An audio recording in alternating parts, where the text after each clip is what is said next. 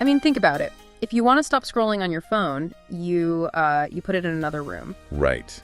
Out of sight, out of mind. Exactly. Or like, if you want to stop eating junk food, you just simply stop buying it.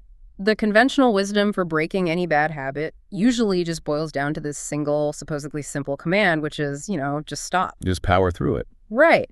But why is it that when you apply that exact same brute force logic to a deeply ingrained daily routine, like, say, the nightly glass of wine or a beer, it almost guarantees you're going to fail? Well, it's because that brute force approach, it totally ignores the underlying architecture of human psychology. Yeah. I mean, when you're dealing with a routine that has tied itself to your daily wind-down sequence, the sheer act of stopping creates this massive psychological vacuum. Yeah, and that vacuum is exactly what we're tackling today. Welcome to today's deep dive. We are digging into some really remarkable notes and excerpts today from a piece titled The Art of Replacing the Nightly Drink. It's by Susan, who is an author who has been sober for over 25 years now. Which is incredible. And her core argument here, it really flips the traditional advice completely on its head. She argues that trying to simply give up the nightly drink is, well, it's the wrong mission entirely. Completely wrong. We're looking at this through the lens of pure mechanics today.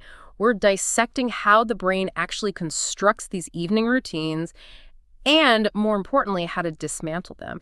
And honestly, I have to say, the atmosphere you've got going on your end right now, the low lighting, you've got the steaming mug of tea, it perfectly sets the tone for a deep dive into evening habits. Yeah, well, I find a hot mug of tea physically forces me to, slow my pacing down, which is exactly the kind of environmental cue we're going to be talking about today. It's a vibe, for sure. So, okay, let's unpack this. Susan points out a massive trap that people fall into. When they decide to change their evening drinking pattern, they pour all of their energy into removing the drink. Right, they just focus on the removal. Exactly. But they put zero thought into replacing what that drink was actually doing for them. Yeah. And the result is, well, an evening that suddenly feels incredibly flat. Like the day just feels unfinished. Unfinished is the perfect word for it, because human nature absolutely abhors a vacuum. I think about it like removing a massive load-bearing piece of furniture from your living room.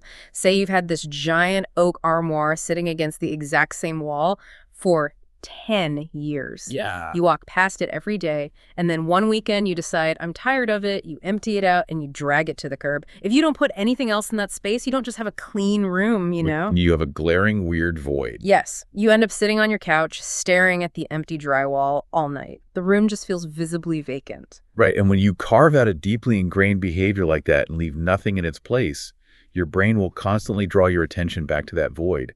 It's essentially a psychological phantom limb. Oh, wow. A phantom limb. That's a great way to put it.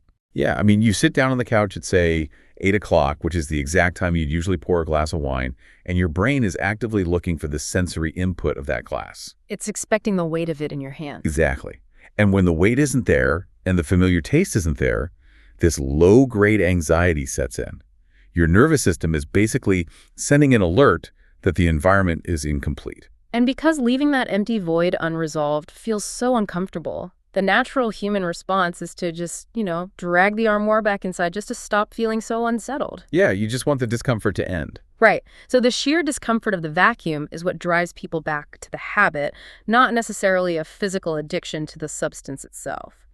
Which means, before we can even talk about what to put in that empty space, we first have to figure out what specific job the drink was actually doing in the first place. We have to decode the utility of the habit. What's fascinating here is that Susan's notes break this emotional and psychological utility down into 4 specific jobs. 4 jobs? Yeah. People are essentially hiring the nightly drink to perform these tasks, mostly to manage the transition from the demands of the day to the sanctuary of the night. So let's go through those 4 pillars because they are incredibly revealing. The first job she identifies is relaxation. Right. The physiological side. Exactly. It's the physiological side of the evening. It's the exact moment your shoulders finally drop and the internal dialogue shifts to, I can finally unwind. Yeah. And then the second job is transition. This one is super crucial for people who work from home or, have high-stress jobs. Oh, for sure. Especially working from home. Because the drink serves as a hard boundary.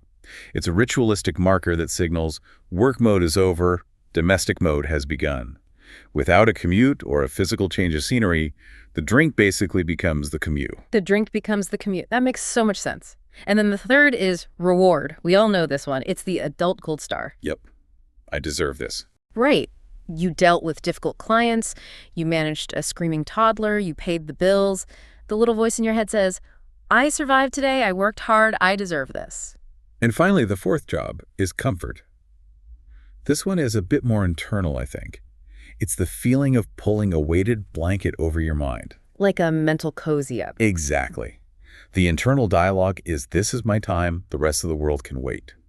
So when you lay those four pillars out, relaxation, transition, reward, and comfort, the true nature of the craving becomes really clear. You aren't actually craving the fermented liquid in the glass. No, not at all. You're craving the psychological boundary that the liquid creates. The drink is really just a convenient, culturally accepted tool being used to erect a wall between the noise of the day and the peace of the night. But, I mean, wait a second. Do people even realize they are hiring the drink for these specific jobs, or is it completely unconscious at this point? Because I don't buy that people are engaging in this complex psychological calculus when they open the fridge on a Tuesday night. Well, that's the thing. Surely someone reaching for a beer knows it's just a beer and not some magical boundary wall. If you ask them why they're drinking it, they aren't going to tell you they're seeking an emotional punctuation mark to transition from occupational stressors. They're just going to say they wanted a cold beer. Right, and that is the insidious nature of how habits form over time. In the very beginning, years ago, it probably was a conscious calculation. Like a specific choice. Yeah, you had a terrible day, you felt overwhelmed, and you actively made a conscious decision that a glass of wine would blunt the edge of that stress. You drank it, you felt a relaxation, and your brain took a note of that cause and effect. Okay, so the brain logs it. Wine equals less stress. Exactly. But through sheer repetition over hundreds or even thousands of evenings, that conscious calculation just disappears. Your brain physically rewires itself. Wow. It pairs the physical action of hearing a cork pop or a can open directly to the emotional payoff of relaxation, bypassing the conscious decision-making process entirely. So what does this all mean? Since we are completely unaware we are seeking out that transition, we have to look at what's actually happening chemically and structurally in the brain when that conscious choice shuts off. Right. Because Susan writes extensively about the brain's autopilot mode, which really explains why reaching for that glass eventually stops being a choice at all. If we connect this to the bigger picture, the brain is an incredibly energy-hungry organ. Conscious decision-making happens in the prefrontal cortex, which just burns through glucose rapidly. So it's trying to save battery life. Exactly. To save energy, the brain constantly looks for sequences of actions that it can bundle together and automate.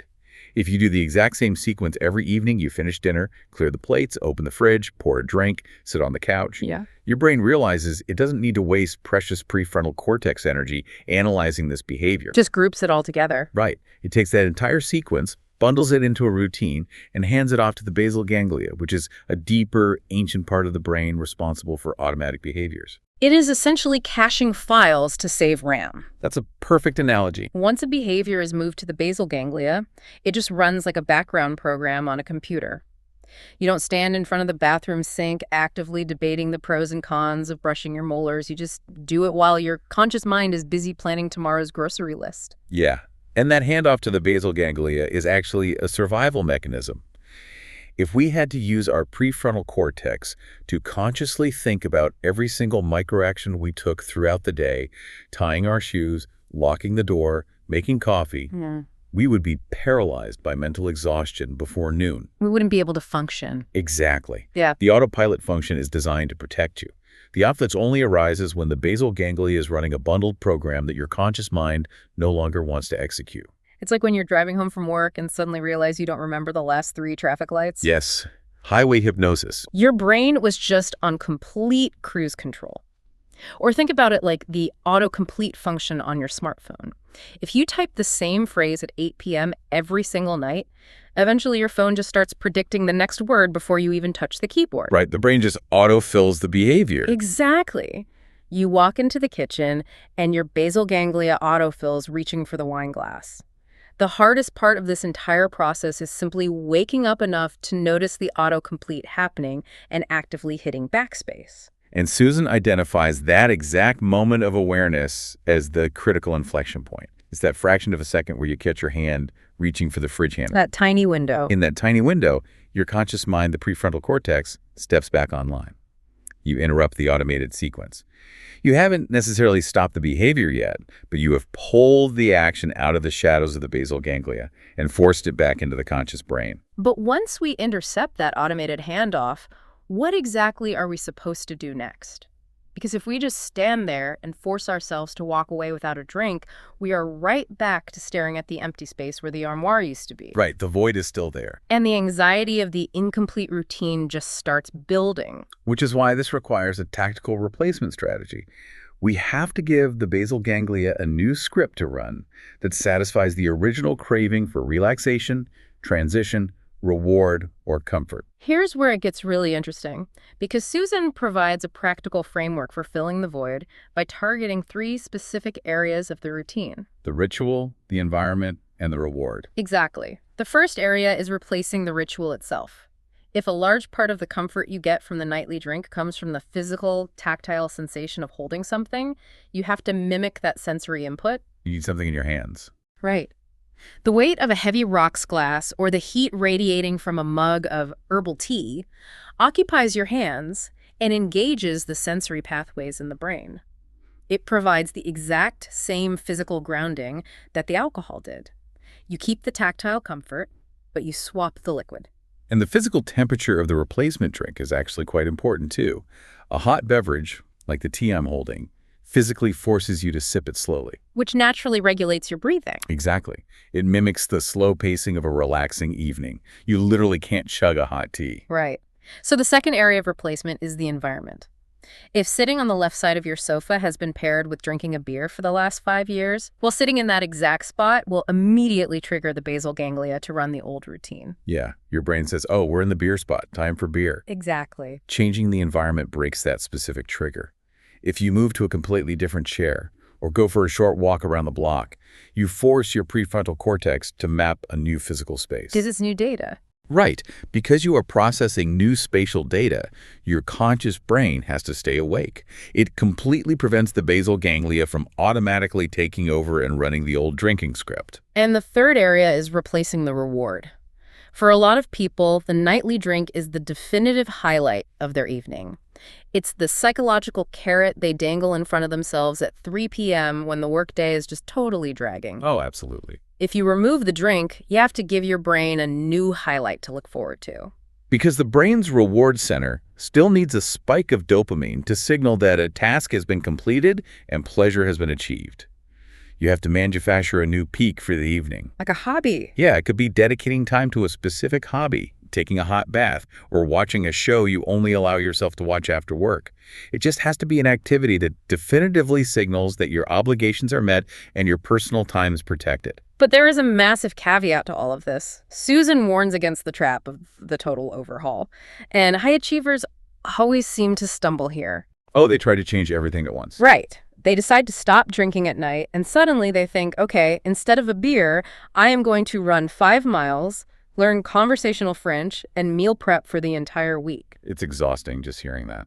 It's like you don't need to wipe your entire hard drive and install a new operating system. You just need to install a small software patch to bypass the bug. Yeah, because attempting a total overhaul actually triggers the brain's threat response. If you change your entire evening routine all at once, your brain perceives the massive deviation from the norm as dangerous. Wow, dangerous. Yeah, it will flood your system with stress hormones and intense cravings to return to the old, safe, familiar baseline. So the software patch is really about making the smallest possible adjustment.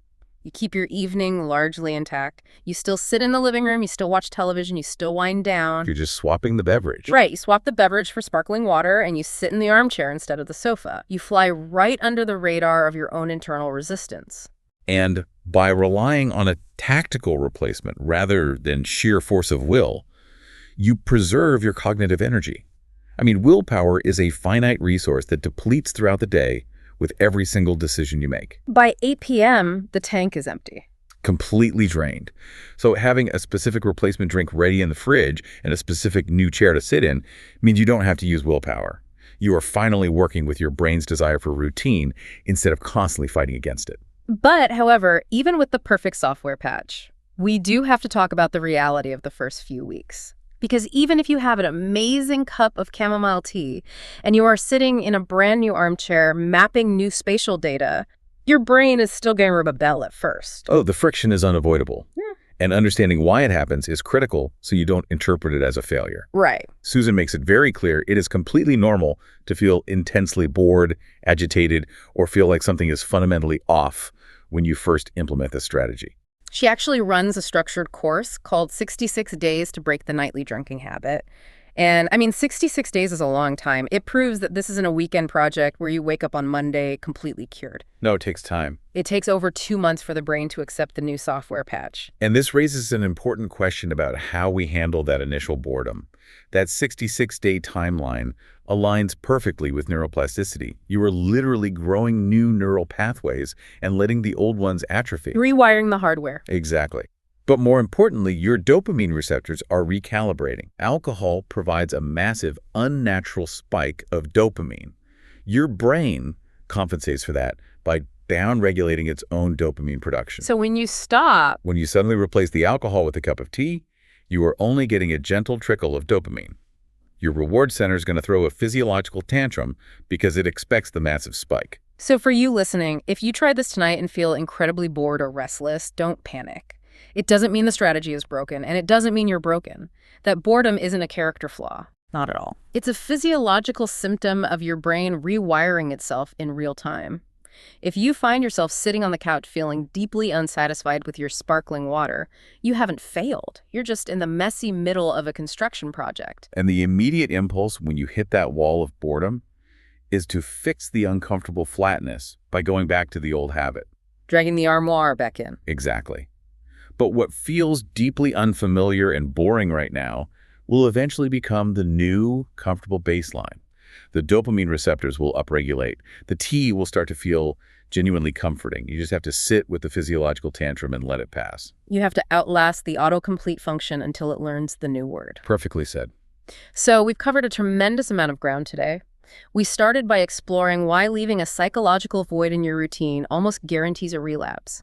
We decoded the hidden jobs of the drink, how it serves as a boundary for relaxation, transition, reward, and comfort. Right, the 4 pillars. We looked at how the basal ganglia automates these behaviors to save energy, and the crucial importance of waking up the prefrontal cortex to intercept that routine.